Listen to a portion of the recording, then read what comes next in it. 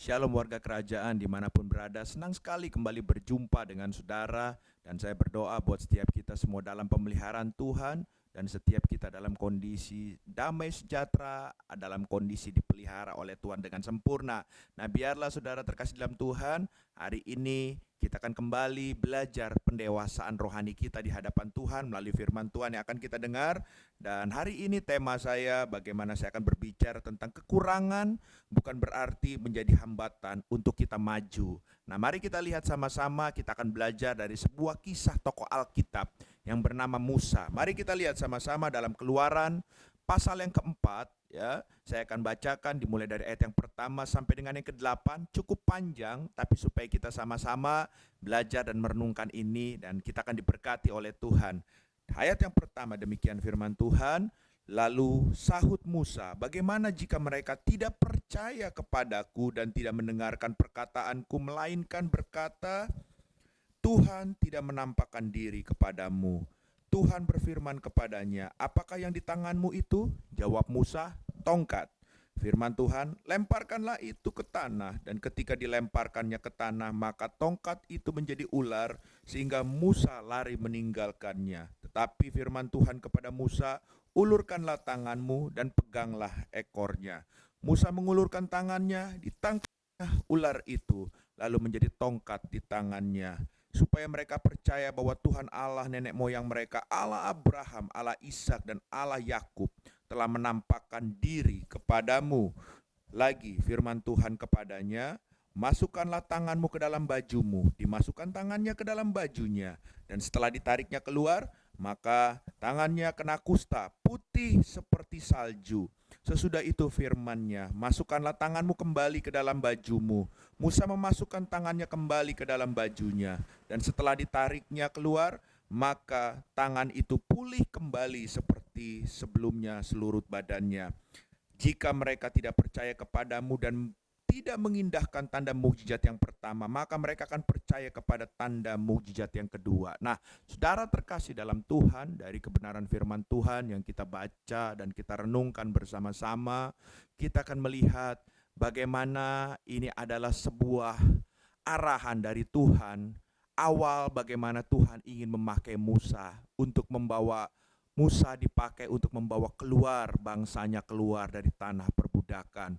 Saudara terkasih dalam Tuhan, dan Tuhan menyertai apapun yang akan dia kerjakan dengan tanda-tanda heran, dengan tanda-tanda ajaib. Dan saya percaya setiap kita, kalau saudara juga akan dipanggil Tuhan, Tuhan akan memberikan tanda-tanda itu dalam kehidupan saudara. Sama seperti waktu Tuhan akan memakai saya, Tuhan juga memberikan sign, memberikan tanda-tanda yang heran. Sampai saya akhirnya menyadari bahwa saya dipanggil oleh Tuhan, dan saya menyerahkan hidup saya untuk melayani Tuhan sepenuh waktu. Nah, saudara terkasih dalam Tuhan, dari kisah Musa ini, kita akan belajar bagaimana ada dua tanda-tanda yang menyertai panggilan Musa.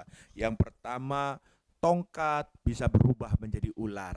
Waktu dia menjadi ular, Tuhan bilang pegang ekornya, dipegang ekornya dan kembali menjadi tongkat. Itu tanda yang pertama, saudara. Tanda yang kedua, kita lihat tangannya dimasukkan ke dalam saku bajunya.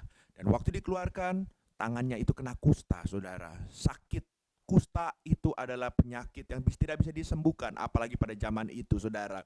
Dan saudara terkasih dalam Tuhan, Tuhan bilang kembali, masukkan kembali ke saku baju. Dia masukkan lagi.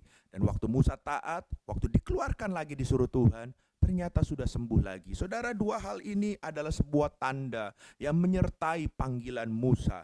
Oleh sebab itu, saudara terkasih dalam Tuhan, kita melihat bagaimana tanda-tanda ini sebetulnya adalah awal bagaimana Tuhan ingin memanggil Musa lebih dalam lagi. Makanya kalau kita lihat ayat yang ke-9, Keluaran 4 ayat yang ke-9 sampai dengan yang ke-10, dikatakan begini, dan jika mereka tidak juga percaya kepada kedua tanda mukjizat ini dan tidak mendengarkan perkataanmu, maka engkau harus mengambil air dari sungai Nil dan harus kau curahkan di tanah yang kering. Lalu air yang kau ambil itu akan menjadi darah di tanah yang kering itu. Lalu kata Musa kepada Tuhan, Tuhan, aku ini tidak pandai bicara. Dahulu pun tidak ada Dan sejak engkau berfirman kepada hambamu pun tidak, sebab aku berat mulut dan berat lidah. Saudara terkasih dalam Tuhan, ternyata tanda-tanda ini adalah awal untuk Musa diberikan tugas lebih lagi. Dia harus, saudara terkasih dalam Tuhan, melakukan itu. Tapi seorang yang bernama Musa ini dengan jelas dari perkataan ini menolak, dengan dia berargumentasi di balik kelemahan yang ada di dalam dirinya. Dengan dia bilang dia berat mulut, dia berat lidah, dia tidak pandai bicara, dia tidak pandai bernegosiasi, sehingga hal-hal ini yang membuat akhirnya, saudara terkasih dalam Tuhan, bagaimana akhirnya Musa bersembunyi di balik kelemahannya ini, dan sebetulnya ini adalah menjadi hambatan untuk dia maju dipakai oleh Tuhan. Dan kita belajar, apapun hari ini yang menyertai hidup saudara dengan tanda-tanda heran, jangan seperti Musa. Mari kita belajar, kalau Tuhan menyuruh kita, kita katakan, ya Tuhan, saya siap. Dan itu yang Tuhan inginkan. Karena kalau kita melihat dan kita membaca dalam kebenaran firman Tuhan, dikatakan ayat yang terakhir, ayat yang ke-12, saya akan bacakan buat saudara. Oleh sebab itu pergilah, aku akan menyertai lidahmu dan mengajar engkau apa yang harus kau lakukan. Jangan takut dengan kelemahan kita, sebab waktu Tuhan mengutus kita, Tuhan menyuruh kita, Tuhan yang akan mengajari kita, Tuhan yang akan menyertai kita, Tuhan yang akan membela kita.